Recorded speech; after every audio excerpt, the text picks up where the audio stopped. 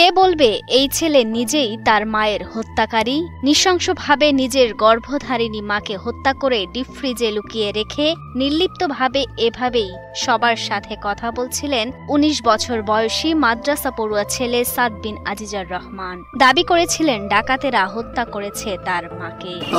এই বাসা ওই বাসা উপরে সব জায়গায় খুঁজে যখন পাইনি, আমার কি যেন মনে হলো আমি ফ্রিজটা উঠেছিলাম। ফ্রিজ উঠানোর পরে দেখতেছি মা ভেতর মুখ বাঁধা, হাত পেছনে বেঁধে রাখছিল, মুখও বাঁধা ছিল, গলায় হালকা প্রেশার মতো ছিল। ওখান থেকে তো বের করে নিয়ে আমরা হসপিটালে গেছি। তারপর হসপিটালে যে আমাদের আসছিল যে অনেক মারা যান নাই, আছে যে করছে আল্লাহ আছে বিচার দিবার। আমাদের আল্লাহ যেন শহীদ মর্যাদা দান করেন, মাকে জান্নাত নসিব। যারা করেছে তাদের শনাক্ত করে আইনের আওতায় আনা হোক।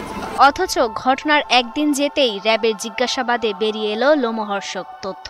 মায়ের হত্যাকারীদের খুঁজে বের করার দাবি করা ছেলে নিজ হাতেই খুন করেছে তার মাকে। র্যাবের কাছে দেওয়া জবানবন্দিতে তিনি স্বীকার করেন, প্রেমে বাধা আর হাত খরচের টাকা না দেয়ায় পরিকল্পনা মাফিক ঠান্ডা মাথায় নিজের হাতে তার মাকে শ্বাসরোধে হত্যা করেছেন তিনি।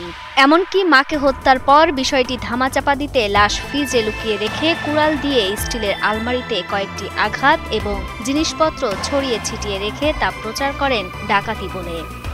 মানে ছোট ছেলে যে সাদ, সেই হচ্ছে প্রথম আইডেন্টিফাই করে বাসায় ঢুকে যে তার মাকে পাওয়া যাচ্ছে না, এবং সেই হচ্ছে আত্মীয় স্বজনকে জানায় যে তার মাকে খুঁজে পাওয়া যাচ্ছে না। তার প্রেক্ষিতে তার বাবা আসে, তারপরে আজিজুর রহমান, তারপর হচ্ছে তার মামারা আসে, এসে হচ্ছে ব্যাপক খোঁজাখুঁজি শুরু করে। পরবর্তীতে আবার এই ছেলেই, ছোট ছেলে সাদ, সে ডিপ ফ্রিজের ভিতর থেকে হচ্ছে তার মাকে খুঁজে পায় এবং সবাইকে জানায় যে এই জায়গায় আছে। এরপরে হচ্ছে আমরা গতকালকে রাতে হচ্ছে সাদ, তার বাবা আজিজুর রহমান এবং একজন জনৈক ভদ্রলোক জুয়েল রানা প্রামাণিক, এই তিনজনকে হচ্ছে আমরা জিজ্ঞাসাবাদের জন্য নিয়ে আসি এবং জিজ্ঞাসাবাদ শেষে পর্যাপ্ত জিজ্ঞাসাবাদ শেষে সাদ হচ্ছে স্বীকার করে যে সে তার মাকে হত্যা করে। 10ই নভেম্বর দুপুরে বগুড়ার দুপচাঁচিয়া উপজেলা সদরের জয়পুর পাড়ার একটি বাড়িতে ঘটে নির্মম হত্যাকাণ্ড। মূলত মাকে মেরে ফেলার বিষয়টি ধামাচাপা দিতেই ডাকাতির ঘটনা সাজায় ছেলে সাদ। তবে ঘটনার ছায়া তদন্তে নেমে সিসিটিভির ফুটেজ আর সাদের দেয়া বর্ণনায় অমিল খুঁজে পায় র্যাব। তারপরই গত রাতে সাদ সহ তার বাবা ও একজনকে জিজ্ঞাসাবাদের জন্য নেওয়া হয়। জিজ্ঞাসাবাদের এক পর্যায়ে সাদ বিন আজিজার স্বীকার করেন তার মাকে হত্যার কথা। প্রেমে বাধা আর হাত খরচের টাকা না দেওয়ার কারণেই রাগে ক্ষোভে মাকে মেরে ফেলেন বলে স্বীকারোক্তি পাওয়া যায় তার কাছ থেকে। হত্যাকাণ্ডের কারণ হিসেবে সে বলে তার একটি প্রেম ঘটিত সম্পর্ক ছিল এবং তার যেই উঠতি বয়স, তার কিছু হাত খরচের বিষয় ছিল, এবং আমরা টেকনোলজির মাধ্যমেও কিছু জানতে পেরেছি তার কিছু ট্রানজ্যাকশনের বিষয় ছিল, টাকা পয়সা লেনদেন ছিল। আমরা ধারণা করতেছি এটা হয়তো অনলাইন টুকটাক জুয়া খেলতে পারে। যাই হোক, তার টাকার একটা ডিমান্ড ছিল, সেই হিসেবে সে 500 বা 1000 টাকা প্রায় হচ্ছে তার বাবার কাছ থেকে হচ্ছে টাকা সে নিয়ে নিত আর কি, না বলে।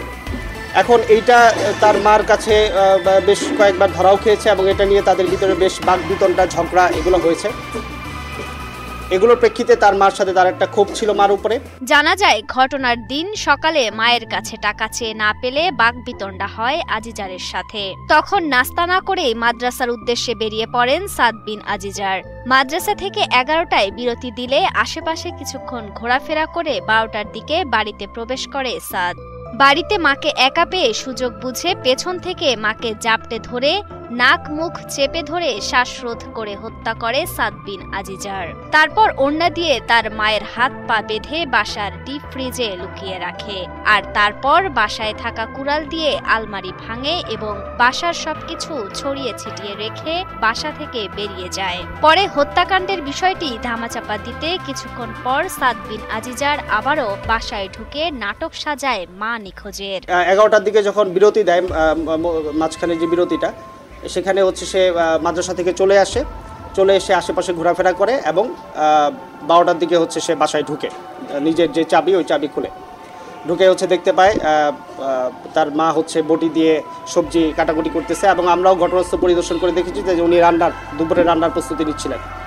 তো তখন হচ্ছে সে ঢুকে তার মাকে পিছন থেকে জাপটে ধরে হচ্ছে নাক এবং মুখ চেপে ধরে, এর ফলে শ্বাসরোধে ভদ্রমহিলা মারা যান। তারপরে সে হচ্ছে এটা হাত পা বেঁধে, ওড়না দিয়ে হাত পা বেঁধে হচ্ছে ওই ডিপ ফ্রিজের ভিতরে লুকিয়ে রাখে। তখন সে কি কর্তব্য বিমূঢ় হয়ে যায় যে আমি এখন কি করব।